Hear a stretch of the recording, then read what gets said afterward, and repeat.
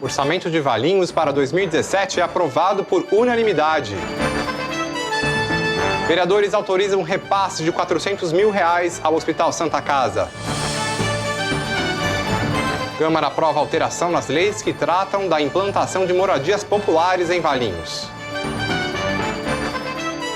Esses são os nossos destaques. Valinhos, 9 de dezembro de 2016. Sejam bem-vindos. Este é o Câmara em Notícias.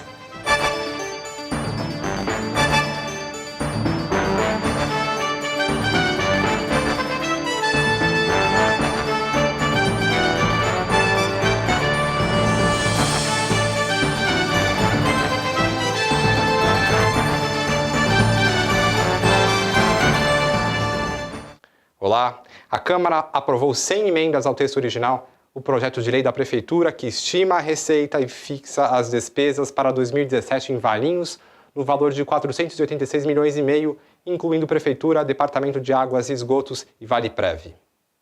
A aprovação foi por unanimidade. O valor geral do orçamento é 5,6% maior que a receita projetada para este ano, mas ainda assim abaixo da inflação esperada pelo mercado financeiro. Para tentar driblar a crise, a prioridade elencada no orçamento é manter os serviços públicos, reduzindo os investimentos a apenas 2,43% das despesas gerais. A maior parte dos custos da Prefeitura deve ser direcionada para as áreas da educação e da saúde. As despesas na educação são estimadas em R$ 107,1 milhões, 0,2% a mais do que o previsto para este ano. Já na saúde, a estimativa é de despesas na ordem de R$ 84,1 milhões, o que representa uma queda de 8,6% com relação ao que foi projetado para 2016. Uma reserva de contingência no valor de R$ 3,8 milhões será feita para cobrir imprevistos. De acordo com a mensagem enviada pela Prefeitura, a despesa total do município foi fixada dentro dos limites que permitem a manutenção do equilíbrio orçamentário, levando-se em consideração os encargos inadiáveis, ou seja, gastos com pessoal, encargos sociais, assistência médico-hospitalar dos funcionários e servidores, dívida consolidada, sentenças judiciais e outros compromissos obrigatórios. Além da arrecadação por meio de impostos municipais, a Prefeitura também conta com transferências financeiras que são feitas pelo Estado e pela União. Do Estado são esperados R$ 127,7 milhões. Já da União, a expectativa é de um repasse de R$ 43,2 milhões, a maior parte referente às parcelas do Fundo de Participação dos Municípios. E foi aprovado pelos vereadores projeto de lei que incentiva a regularização de profissionais liberais que estão no início da carreira. A ideia é que eles passem a ter uma espécie de desconto no ISSQN nos primeiros 4 anos após a inscrição no cadastro de atividades econômicas do município. A lei é de iniciativa do vereador Veiga. A redução no valor do imposto poderá chegar a 80% caso o projeto vire lei. O benefício valeria para os profissionais formados há menos de 3 anos. Segundo o vereador Veiga, a iniciativa vai ajudar os trabalhadores que estão entrando no mercado e que ainda não são bem remunerados. O texto prevê pagamento de apenas 20% do imposto devido no primeiro ano de atividade, 30% no segundo, 40% no terceiro e 50% no quarto. A partir do 5º ano, o valor cobrado passa a ser o mesmo para todos. O projeto segue para a sanção ou veto do prefeito Cleiton Machado. Também foi aprovado na Câmara o projeto de lei que pretende reduzir as despesas da Prefeitura com destoca, reparos de calçadas e replantio de árvores, obrigando que os serviços sejam executados por empreendedores responsáveis por projetos de parcelamento de solo e de construção de condomínios. O texto também é de autoria do vereador Veiga. Caso seja sancionada pelo prefeito, a lei deverá ser regulamentada dentro de 90 dias. A regulamentação levará em conta o número de lotes ou unidades habitacionais de cada empreendimento para a atribuição dos serviços. Se não houver necessidade de destoca, o custo dessa intervenção será revertido para o Fundo Municipal do Meio Ambiente. E a Câmara aprovou também uma alteração nas leis que tratam da implantação de moradias populares na região do bairro Frutal, em Valinhos. A modificação encaminhada pelo prefeito Cleiton Machado enquadra os apartamentos na faixa 1,5 do programa Minha Casa Minha Vida. A faixa 1,5 é destinada a famílias com renda de até R$ 2.350. As leis originais, aprovadas em 2013, enquadravam as moradias na faixa 1 do programa federal. O vereador Israel Scupenaro destacou que será necessário empenho do prefeito eleito, Dr. Orestes, para que a construção das moradias saia finalmente do papel. Esperemos que mesmo não tendo aqueles benefícios tão melhores que era para o nível 1, para a classe mais baixa ainda, né, que venha se cumprir então, que não venha ninguém com que ganha mais de 2.350 pegar, porque é a baixa renda que esse projeto tem que atender, e que seja feito de forma responsável pelo município, que venha privilegiar quem realmente mora aqui, né, valorizar esses aspectos, né, porque para que seja feita a justiça social nesse sentido de moradia popular. Obrigado, senhor presidente. Após o anúncio da mudança de faixa do programa Minha Casa Minha Vida para a habitação popular em Valinhos, o vereador Edson Batista disse que já foi procurado por moradores que querem informações sobre como será o processo para obter os imóveis. Segundo ele, as inscrições para as moradias populares já poderiam ter sido feitas, mas não foram realizadas por falta de interesse do prefeito Cleiton. É pena, porque essas pessoas, muitas dessas pessoas vão ficar de fora, perdeu a oportunidade. Agora, os vereadores dessa casa fez a parte dele. A construção de 900 apartamentos no loteamento Vale Formoso, na região do Frutal, está emperrada desde 2013, quando a Câmara aprovou o projeto de alteração do zoneamento do local, viabilizando assim o empreendimento habitacional. No entanto, uma ação direta de inconstitucionalidade, impetrada pela Procuradoria de Justiça do Estado de São Paulo, após denúncia da Associação Eco Vida Ambiental, travou o processo. A associação alegava que a audiência pública conjunta feita pela Prefeitura e pela Câmara havia sido irregular. Em novembro de 2014, o Tribunal de Justiça julgou a ação improcedente. Após ter tido o aval para dar prosseguimento ao processo de construção dos apartamentos, o município foi surpreendido pelo fim do repasse do governo federal para programas habitacionais voltados à faixa 1 do Minha Casa Minha Vida. A partir daí, os vereadores começaram a pressionar para que ocorressem mudanças no projeto, de forma a não perder as unidades. No último dia 25 de outubro, a Caixa Econômica Federal encaminhou um ofício à construtora HM, afirmando que o projeto se apresentava dentro dos parâmetros da faixa 1,5 do programa Minha Casa Minha Vida e que as unidades habitacionais deviam ser comercializadas dentro dessa faixa para viabilizar o financiamento. A mudança na lei aprovada pelos vereadores deve ser publicada na imprensa oficial do município. A seguir, vereadores autorizam um repasse de 400 mil ao Hospital Santa Casa. Voltamos já.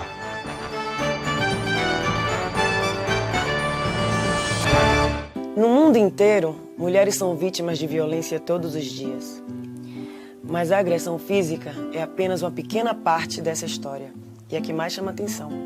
Sabe por quê? Porque todo mundo fica indignado quando vê uma mulher de olho roxo.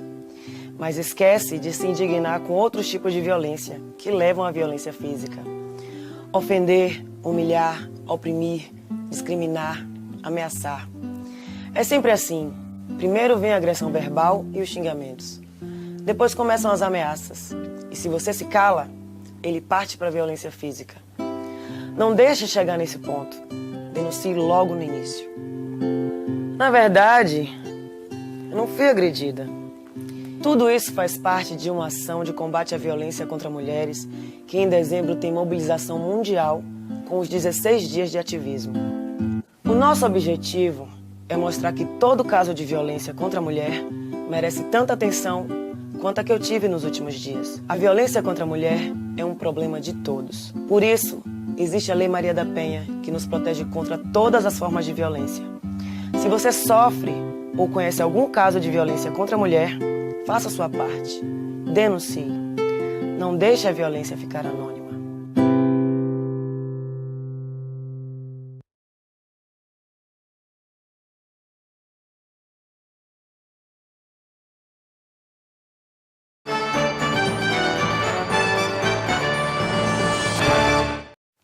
Os vereadores aprovaram um projeto que autoriza a Prefeitura a repassar R$400 mil ao Hospital Santa Casa. Antes da votação, funcionários do hospital estenderam faixa no plenário, dizendo que estavam trabalhando, porém, sem receber salário. A Prefeitura alega que de 2012 a 2016 o repasse à entidade dobrou, passando de R$9.800.000 para R$20,5 milhões. A crise enfrentada pela Santa Casa é discutida com frequência na Câmara. No mês passado, parlamentares aprovaram um requerimento questionando a suspensão de cirurgias eletivas, aquelas que são agendadas no hospital. A entidade chegou a encaminhar ofício esclarecendo que cada caso seria estudado pelos profissionais médicos. Em nota, a Prefeitura afirmou que possíveis atrasos nos pagamentos do hospital aos funcionários não podem ser atribuídos à administração, já que a Santa Casa é uma entidade privada que apenas presta serviços ao município.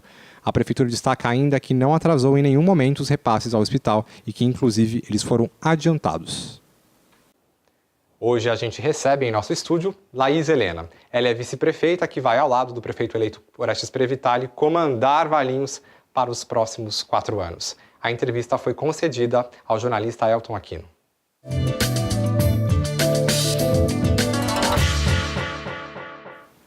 Boa tarde a todos que nos assistem. Hoje eu recebo aqui no estúdio Laís Helena, eleita vice-prefeita para comandar a cidade de Valinhos a partir do ano que vem.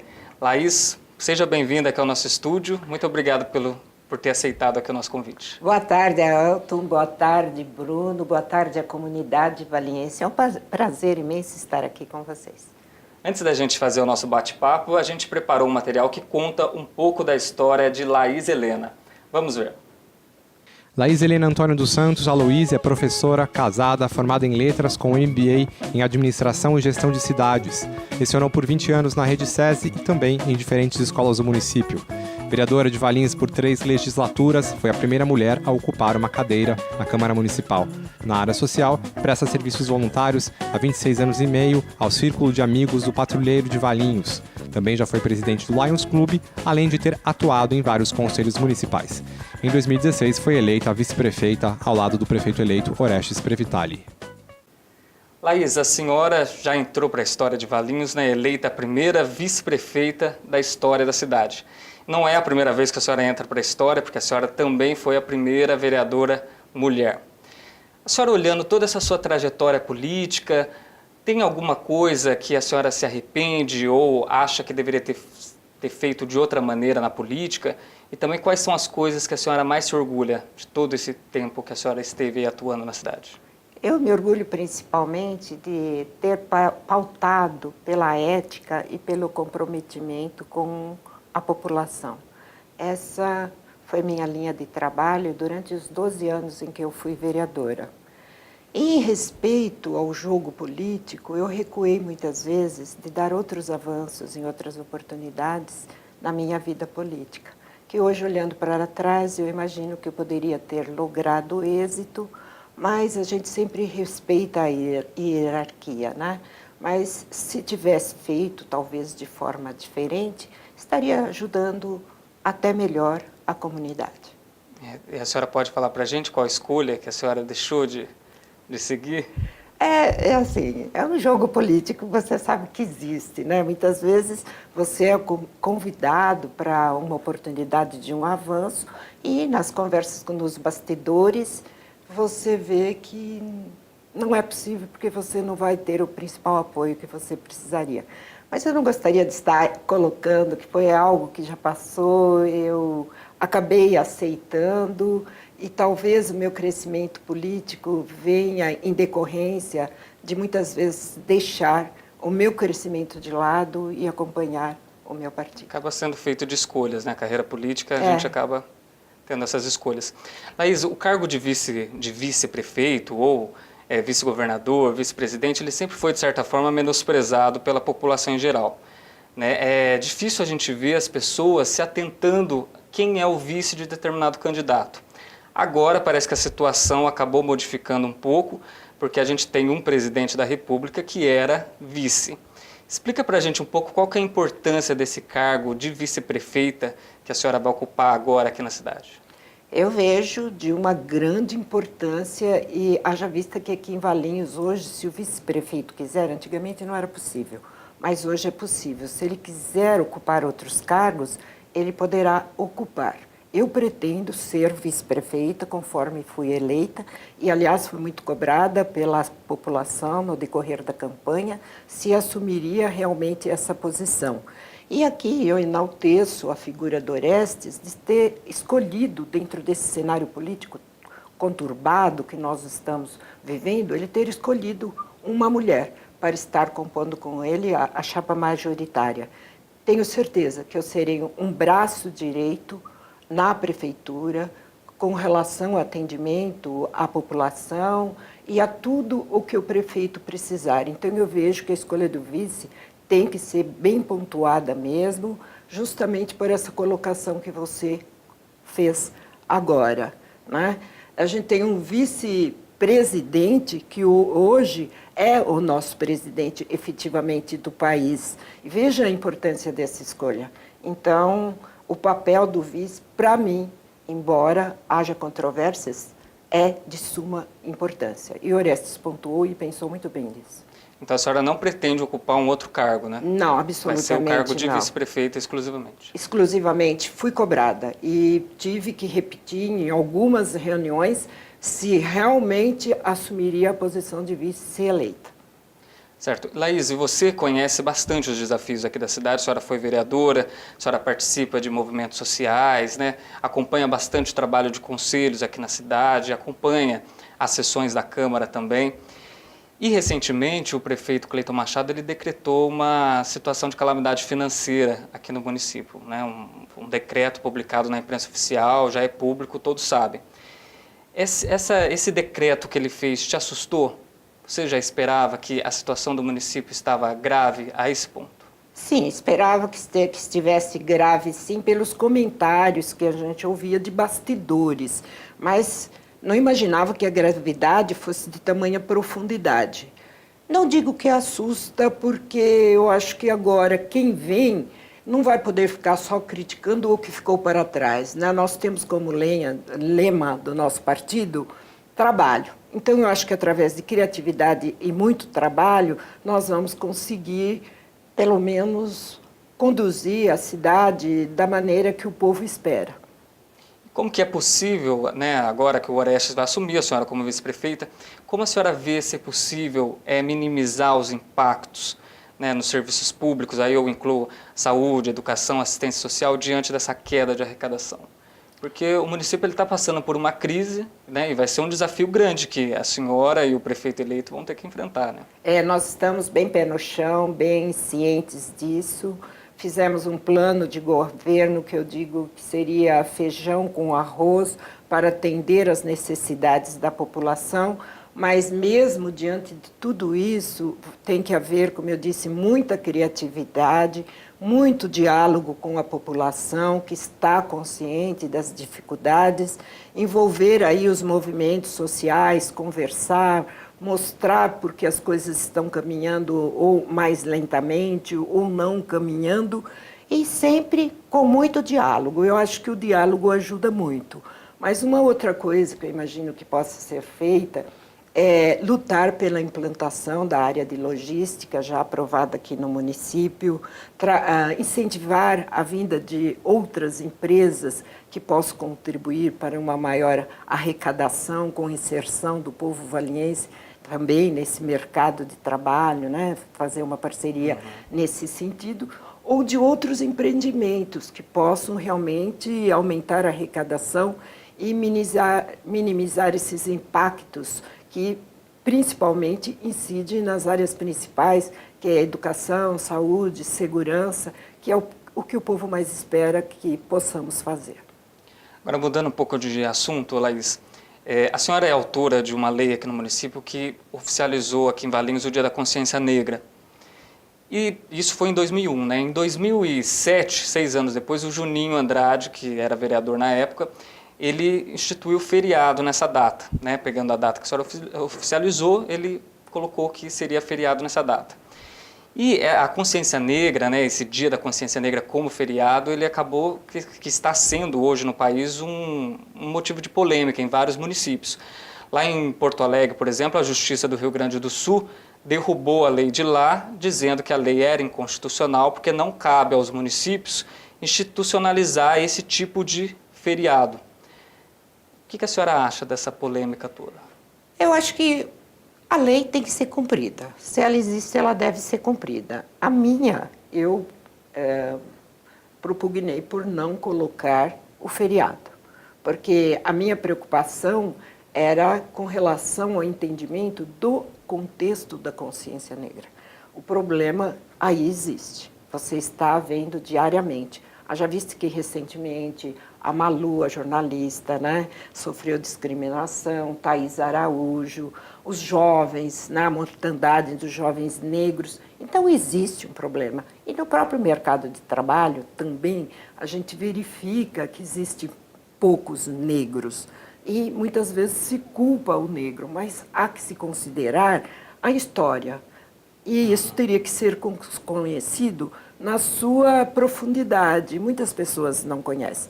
Então a polêmica existe. Eu, por exemplo, não coloquei conscientemente o feriado, porque a proposta não era, para mim, assim em si, o feriado. Mas você está mostrando essa história nesse nível de profundidade que muitas vezes a própria história do Brasil oficial não mostra, ela esconde um pouco. Então, hoje, você tem muito dessa realidade, das atrocidades acontecidas com os negros. E eu vejo que, se realmente comprovada a inconstitucionalidade, que seja desfeito. Não vejo que vá prejudicar o negro nesse sentido, né?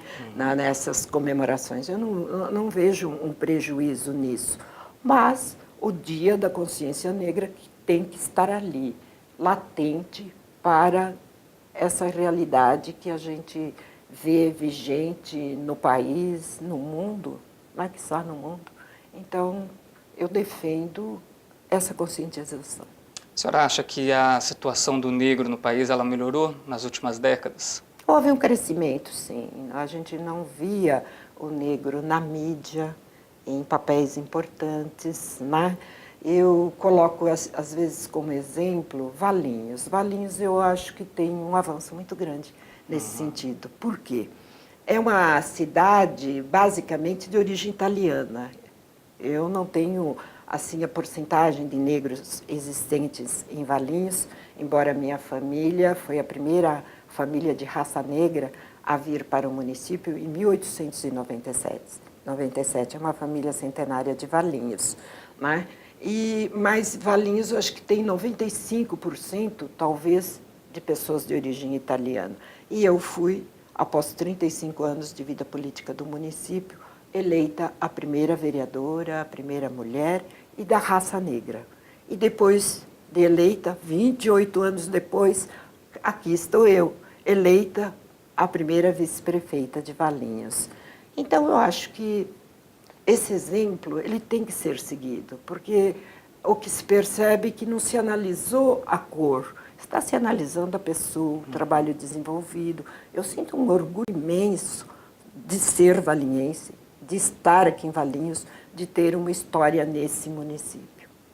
Agora, para a gente encerrar a nossa entrevista, o que a população de Valinhos pode esperar dessa mulher, Laís Helena, lá como vice-prefeita? Eu acho que 3 coisas que eles gostariam: ética, transparência e comprometimento com a população. Eu acho que isso é fundamental e muito diálogo para conduzir a cidade, ajudar a conduzir a cidade nesses 4 anos. Tá certo, eu quero agradecer a presença de Laís Helena aqui no nosso estúdio.